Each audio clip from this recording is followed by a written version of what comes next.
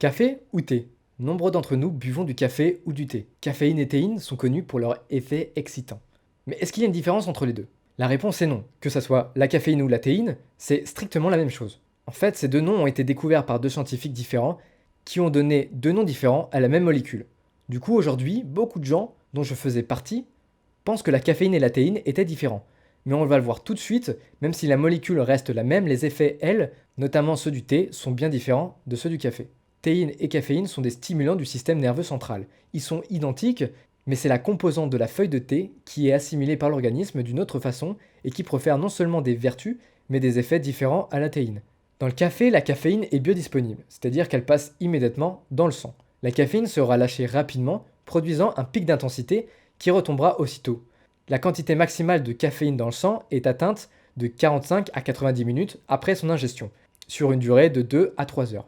C'est pour ça qu'on parle d'un effet stimulant de 3 à 6 heures pour le thé et d'un effet excitant, coup de fouet, plus court pour le café. Pour la feuille de thé, par contre, c'est pas la même. Les polyphénols oxydés, que l'on appelle tanins, ce sont des substances végétales présentes dans le thé et qui va permettre à la théine de se libérer dans le sang de manière uniforme, sur une durée beaucoup plus longue, pouvant aller de 6 à 8 heures. Un autre type de tanin, les théarubigines, qui ont tendance à réduire l'effet de la théine sur l'organisme. Quand vous faites infuser votre thé, la théine est libérée en premier avant les tanins. Donc plus le temps d'infusion est moindre, et plus il y aura de théine et moins de tanins, ce qui rendra le thé beaucoup plus excitant.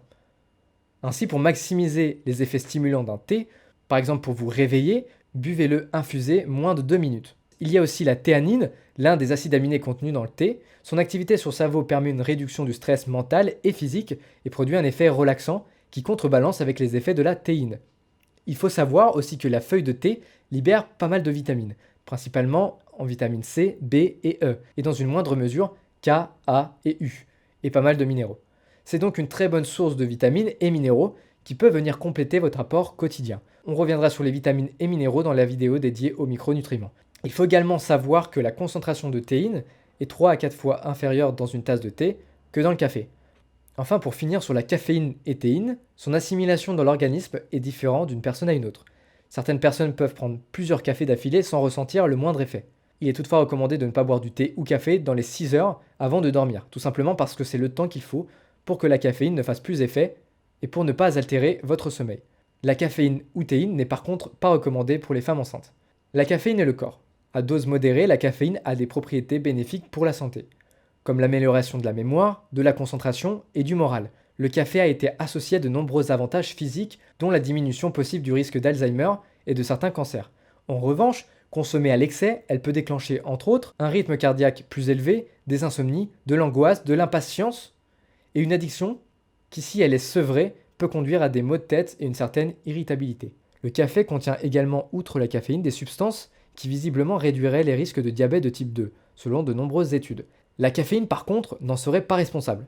Elle, malheureusement, tout de suite après son ingestion, elle induit plutôt une résistance à l'insuline et un déséquilibre de la glycémie, d'après des essais cliniques. Bref, tout ça pour dire que le café et le thé ont de bonnes vertus. Consommées modérément, elles peuvent vous permettre de perdre du poids et de ne pas craquer avec des boissons sucrées.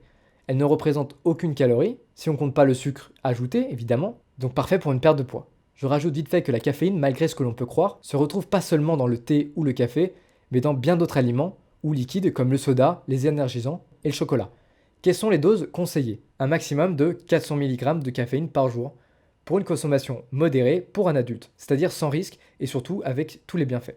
Si on dépasse les 600 mg de caféine, tout aliment confondu, on s'expose à des risques. Une tasse de café représente environ entre 95 et 200 mg de caféine.